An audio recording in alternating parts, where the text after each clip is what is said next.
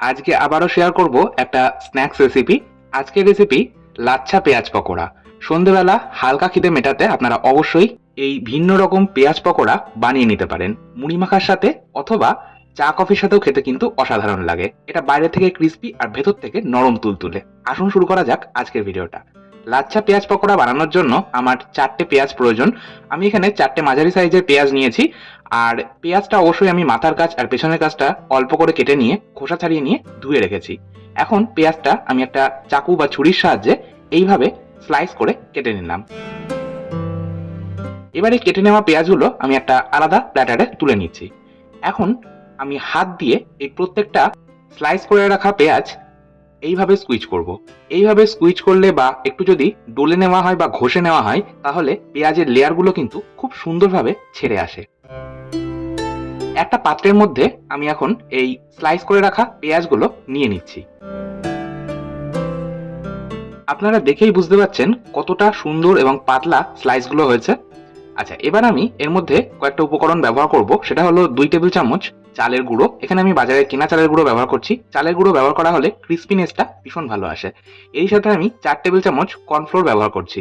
Cornflour যদি না থাকে হাতের কাছে, আপনারা কিন্তু অ্যারারুট ব্যবহার করতে পারেন। এবার আমি এরই মধ্যে কিছু মশলা ব্যবহার করব। মশলা বলতে ঝালের জন্য ব্যবহার করব হাফ চা চামচ লাল লঙ্কার গুঁড়ো। আপনারা অবশ্যই নিজেদের স্বাদ মতন ঝালটা ব্যবহার করবেন। এর সাথে ব্যবহার করব হাফ চা চামচ ভাজা ধনের গুঁড়ো। ভাজা ধনের গুঁড়ো বলতে গোটা ধনে শুকনো কড়াই বা তাওয়াতে ড্রাই রোস্ট করে নেওয়ার পর সেটা গ্রাইন্ডিং জারের মধ্যে দিয়ে গুঁড়িয়ে নিয়েছি। আমি এই ভাজা ধনে গুঁড়োই কিন্তু রান্নায় সবসময় ব্যবহার করি, তাতে কিন্তু স্বাদ বেশি ভালো হয়। এই সাথে ব্যবহার করলাম হাফ চা চামচ আমচুর পাউডার। আমচুর পাউডার যদি না থাকে সেক্ষেত্রে চাট মশলা ব্যবহার করতে পারেন। আমচুর পাউডার বা চাট মশলা যদি ব্যবহার করা হয়, এর স্বাদ কিন্তু আরো দ্বিগুণ মাত্রায় বেড়ে যায়, ভীষণই চটপাটা খেতে লাগে। এখন আমি এই প্রত্যেকটা উপকরণ পেঁয়াজের স্লাইসের সাথে খুব ভালো করে মাখিয়ে নিচ্ছি। আর এটা মাখানোর সময় কিন্তু কোনো রকম জলের ব্যবহার করার একেবারেই প্রয়োজন নেই, কারণ পেঁয়াজের মধ্যে যথেষ্ট পরিমাণে জল থাকে। তা থেকে কিন্তু সুন্দরভাবে পেঁয়াজের লাচ্ছাগুলোর ওপর কোট হয়ে যাবে মশলাটা। আচ্ছা, চলে যাচ্ছি নেক্সট স্টেপে।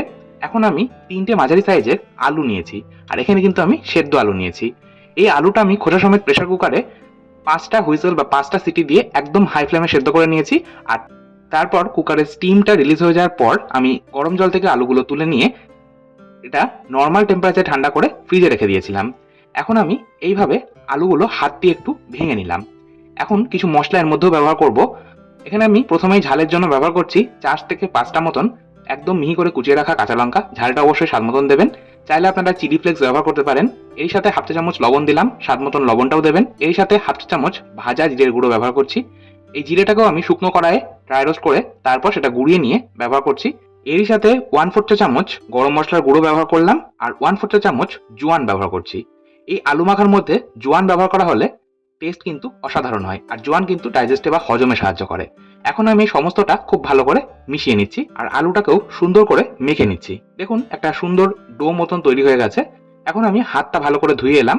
এবার হাতের মধ্যে খুব সামান্য একটু তেল মাখিয়ে নিচ্ছি। হাতের মধ্যে তেল মাখিয়ে নেওয়ার পর এই আলু মাখা বা আলুর ডোটা থেকে ছোট ছোট বলের আকারে আমি এইভাবে কেটে নেব আর হাতের মধ্যে নিয়ে গোল বলের মতন গড়ে নেব। দেখুন ছোট ছোট আলুর বল আমার গড়ে নেওয়া হয়ে গেছে। চলুন এবার বাকি প্রিপারেশনগুলো নিয়ে ফেলি। একটা পাত্রের মধ্যে নিয়ে নিচ্ছি 2 টেবিল চামচ বেসন। বেসন যদি হাতের কাছে না থাকে আপনারা ময়দাও কিন্তু এখানে ব্যবহার করতে পারেন।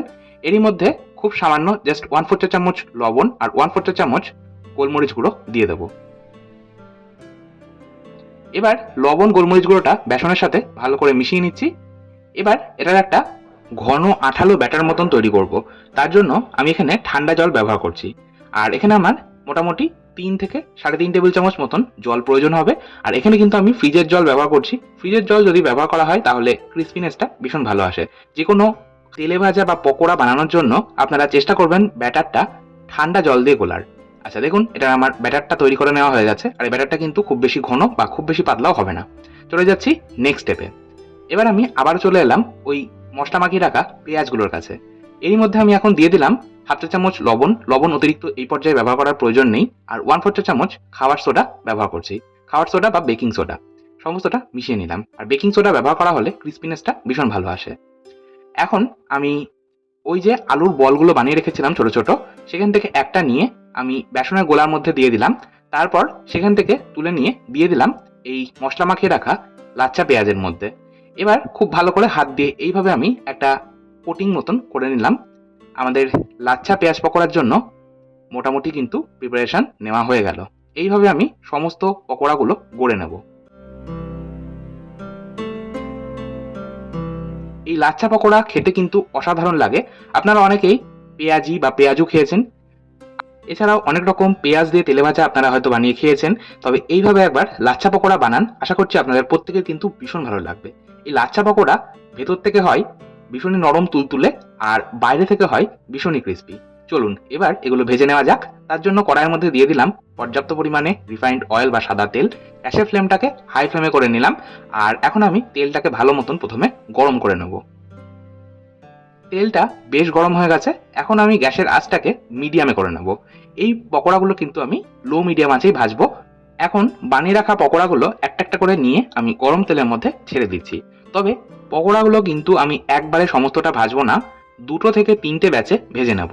একসাথে সমস্ত পকোড়া যদি দেওয়া হয় তাহলে পেঁয়াজগুলো মানে লাচ্ছাগুলো আলুর গা থেকে বা আলুর বলের গা থেকে খুলে আসবে, আর সেক্ষেত্রে অবশ্যই খেতে ভালো লাগবে না, দেখতেও ভালো লাগবে না। গ্যাসের আঁচটাকে মিডিয়ামে রেখেই আমি এইভাবে ভেজে নিচ্ছি। একটা দিক হালকা শাঁকা হয়ে গেলে আমি একটা কাঁটা চামচের সাহায্যে বা ফকের সাহায্যে এটা উল্টে নিচ্ছি বা অপর দিকটাও ভেজে নিচ্ছি। এইভাবে মোটামুটি 4 থেকে 5 মিনিট সময় লাগবে এই এক একটা ব্যাচ ভেজে নিতে।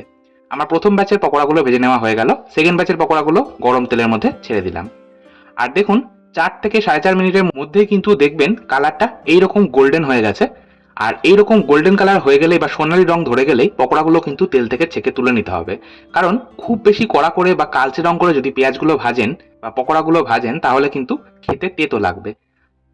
আমি তেল থেকে ছেঁকে তুলে নিচ্ছি। আর পকোড়াগুলো কিন্তু গরম অবস্থায় একটু নরম লাগবে, তবে একদম ধোয়া ওঠা গরমটা কমে গেলে এটা কিন্তু বেশ মুচমুচে হয়ে যাবে। আমার সমস্ত পকোড়া ভেজে নেওয়া হয়ে গেল। আজকে আমি এটা পরিবেশন করছি টমেটো কেচাপের সাথে।